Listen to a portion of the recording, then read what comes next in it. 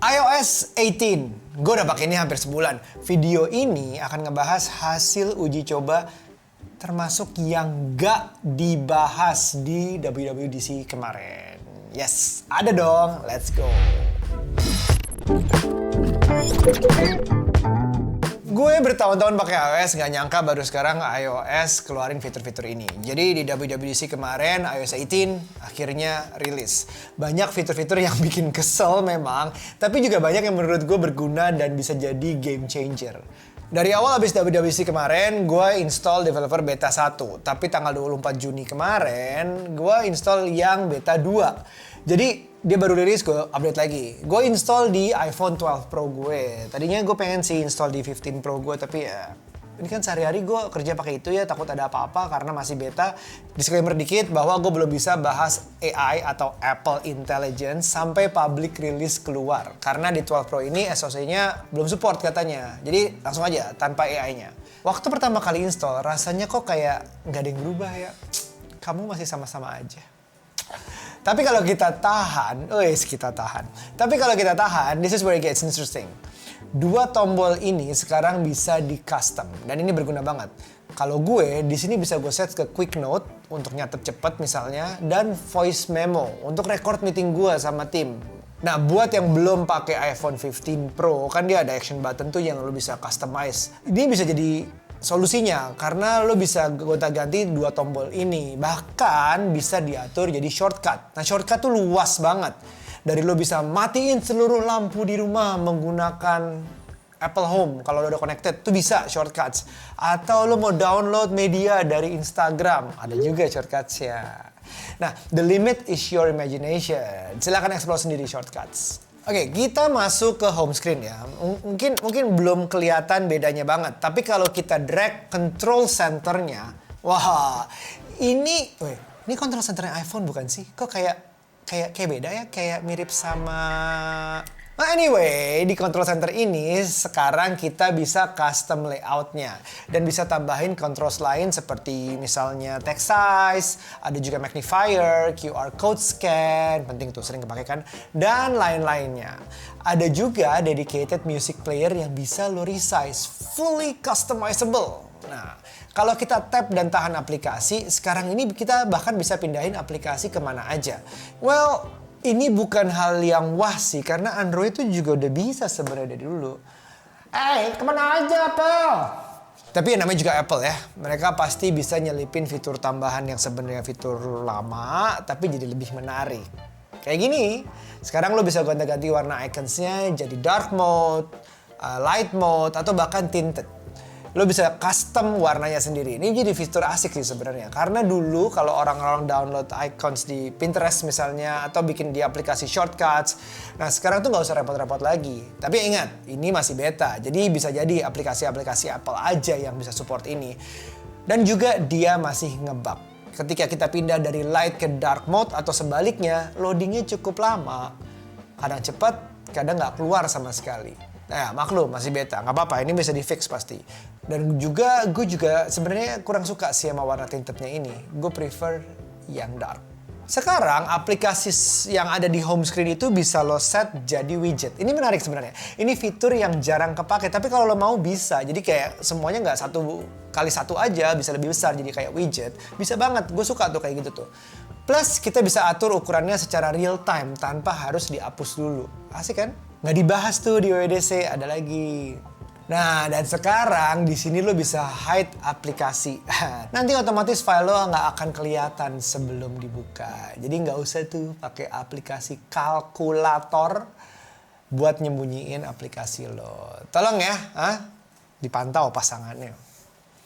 Sekarang kita juga bisa lock aplikasinya itu bahkan pakai Face ID. Misal kita tahan aplikasi Notes, di bawah sini ada tulisan Require Face ID. Nah, kalau udah aktif setiap kita buka aplikasinya, kita diminta untuk scan Face ID gitu. Ada aplikasi baru namanya Passwords. Sebenarnya sederhana sih, semua password lo kesimpan di sini semacam password manager gitu. Kalau lo pernah pakai extension di browser PC ya kayak gitu, tapi ini ada di ekosistem Apple, artinya dari iOS, iPadOS sampai di macOS. Salah satu lagi yang menarik buat gue adalah animasi baru saat kita pencet volume button, side button, atau action button. Hal sederhana, mungkin sepele, mungkin banyak orang, tapi ini satisfying, lucu. Nah, kita masuk ke accessibility. Kalau untuk settingan accessibility, di sini banyak banget fitur-fitur yang lumayan mencuri perhatian kita. Semua di sini kita tim cobain semuanya. Dan lagi-lagi ini nggak dibahas di WWDC. Yang pertama ada Show Vehicle Motion Cues. Nah, ini berguna buat kalian yang mabok kendaraan. Nah, dari tim di gue ada yang merasa begitu. Dia tuh aplikasi gimana? Dia akan ngasih titik-titik yang berlawanan dengan arah kendaraan berjalan. Oke, berlawanan. Misalnya lo maju, dia akan mundur. Misalnya lo rem, dia akan slow down. Dan seterusnya. Gue nggak tahu ini works apa enggak. Karena menurut tim gue yang agak karsik, dia bilang it works. Tapi ya di gue enggak. Lo gimana? Lo cobain sendiri, lo tentuin dia di accessibility. Yang kedua adalah eye tracking. Fitur yang penting. Sebenarnya fitur ini bisa jadi penting banget buat yang membutuhkan. Ini nunjukin bahwa Apple bisa. Fitur ini tuh kayak kepake sama orang-orang yang mungkin penyandang disabilitas atau tidak bisa menggunakan tangannya, maunya menggunakan matanya. Kerjanya bagi gue masih nggak 100% akurat, agak susah mengendalikannya, tapi mungkin butuh kebiasaan, menarik untuk dicoba. Jadi kalau kita aktifkan, dia akan minta kita akan menatap beberapa titik di layar kalian, setelah itu udah deh, itu settingannya doang. Nah, tapi kan kayak pas nyobain, apa kalau harus melotot atau ada bombastic side eye atau next, ini yang menarik dari semua di atas, music haptics. Nah, dia akan ngasih getaran haptik mengikuti beat music yang lagi lo play. Asli, ini keren aja sih, kayak getar-getarnya pas aja sesuai dengan beatnya. Tapi saat ini perlu dicatat bahwa ini hanya berlaku untuk Apple Music dan Apple Music Classical. Ini sementara ya. Kayaknya feeling gue akan ada di semua streaming music platform lainnya seperti Spotify, YouTube Music, dan itu akan ada feeling gue. Fingers crossed. Tuh, semua itu gak dibahas secara detail kan di WWDC. Nah, layout dari aplikasi foto sekarang udah berubah drastis. Kalau kita kasih side by side di iOS 17 di bagian bawah ada pilihan tuh, library, for you, albums, sama search. Nah, kalau di 18 ini sekarang semua jadi satu page aja. Kalau kalian perhatiin di bawah kiri ini ada tombol atas bawah, kita bisa hide screenshot nih sekarang.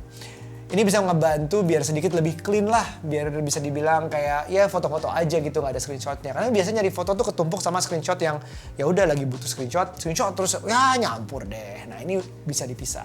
Sekarang tombol search-nya ada di atas. Kalau kita pencet, dia akan ada 3 recent histories. Recently viewed, recently edited, and recently shared. Membuat kategorisasi lebih enak aja. Dia juga ngasih prompts untuk lihat foto-foto lama kita. Ada foto jalan-jalan, foto-foto tahun lalu. Ya gitu deh. AI ini pasti berperan tipis-tipis di sini, walaupun mungkin belum perlu yang prosesor, iPhone 15 Pro. Video playernya bahkan juga udah improve. Ada tombol mute di kanan dan sekarang scrubbing udah lebih enak. Nggak harus tap videonya dulu. Gue masih membiasakan sih. Ya saat ini masih terbiasa sama 17. Karena udah pakai selama itu. Lebih familiar aja. Kesulitan gue di 17 adalah nyari foto. Apalagi foto yang udah lama banget. Katanya nih di iOS 18 dia akan lebih banyak dibantu AI. Terutama untuk kebutuhan gue nyari foto yang lebih spesifik. Foto gue pakai baju MU saat kalah lawan bla bla. Oh, itu pasti ada tuh, bisa jadi. Kalau kita ke aplikasi phone sekarang udah bisa T9 dial, kesel gak sih? Kalau lo pernah ngalamin zaman SMS-an dulu, pasti lo tahu cara pakainya. Jadi lo bisa cari nama kontak pakai T9 dial ini. Tunggu. Ini tahun berapa ya? Kalkulator. Lanjutan dari bahasan gue tentang kalkulator iPadOS kemarin ya, yang di WWDC, dia tuh di iOS juga ada, juga improve kalkulatornya. Ada fitur Math Notes yang bisa jadi coret-coretan pakai jari mungkin ya. Dan ada satu mode lagi yang namanya Scientific. Dia itu lebih advance lah bisa dibilang. Dia juga bisa ngelakuin konversi kayak mata uang, energi atau ukuran. Dan nggak lupa sekarang tuh ada penambahan backspace. Wah, tambah backspace, such a feature.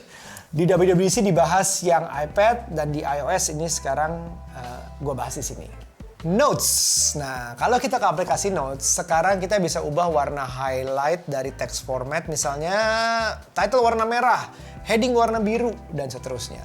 Ada fitur baru juga kalau kita bikin title. Dia akan kasih tanda panah yang bisa kita tap, nanti akan buat drop down. Jadi Apapun catatan yang kita buat di bawah title ini akan tetap berada di situ. Sebenarnya ada fitur menarik di aplikasi Notes yang gue nggak bisa coba di sini. Katanya nanti kita bisa audio transcribe.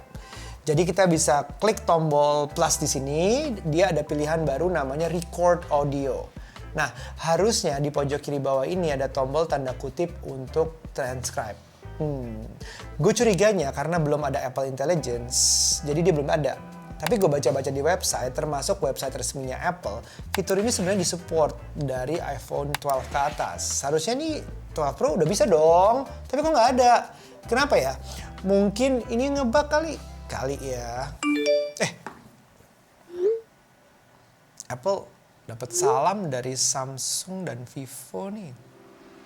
Nah, sekarang gue mau bahas soal performa dan bugs-nya. Ingat, ini beta 2. Kalau kita lihat di Geekbench, kita dapat skor sekitar 2000-an awal, itu di single core. Sedikit lebih tinggi dari rata-rata. Dan 4600-an di multi-core. Ya lumayan sih, skornya nambah hampir 100. Bisa disimpulkan bahwa performa di iOS 18 ini slightly better ya. But better. Performa battery bisa gue bilang kerasa cepat habis. Tapi gue gak punya data akurat karena battery health gue di iPhone 12 Pro ini udah 76%. Waktunya ganti baterai. Nanti gue tes lagi deh. Buat gaming, gini nih. Kadang dia punya masalah temperatur yang cepat panas out of nowhere. Jadi bukan karena kerja gamingnya tiba-tiba berat, enggak juga. Tiba-tiba panas aja. Padahal kondisi ruangannya itu ber-AC dan tanpa aplikasi yang jalan di background. Jadi gue main Honor of Kings waktu itu sempat panas. Frame drop sampai gak gerak pas lagi ketemu banyak musuh. Tapi mostly lancar-lancar aja sih. Oh iya, sekarang game mode udah otomatis aktif ketika lo buka gamenya. Jadi kalau kita tarik control center, kita lihat detailsnya, di sini tertulis, when a game mode is on, background activity is paused to optimize the performance of this game. Katanya ini juga improve latency untuk AirPods dan controller Bluetooth. Ya, AirPods-nya kayaknya juga dapat updates tuh kalau nggak salah di WWDC kemarin. Satu lagi nih, terkadang iPhone 12 Pro ini layarnya hitam sendiri. Terus ada logo animation yang buffering gitu,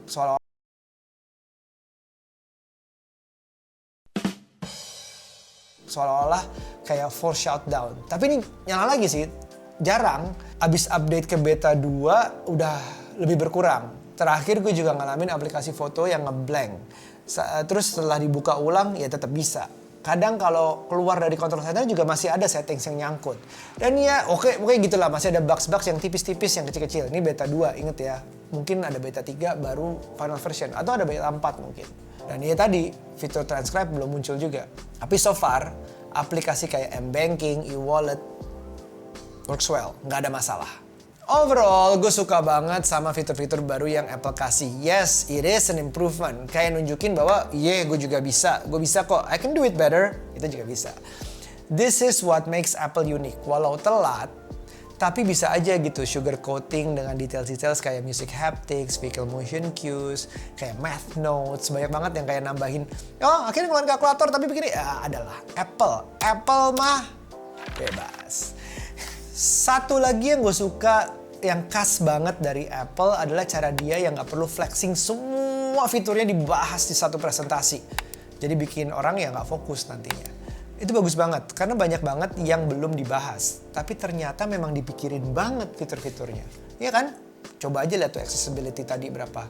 Mikirin banget loh. Mungkin next kita bisa bahas Apple Intelligence-nya, dimana udah final version mungkin, dimana gue pakai iPhone 15 Pro, karena gue nggak sabar nyobain improve Siri dan generative AI lainnya.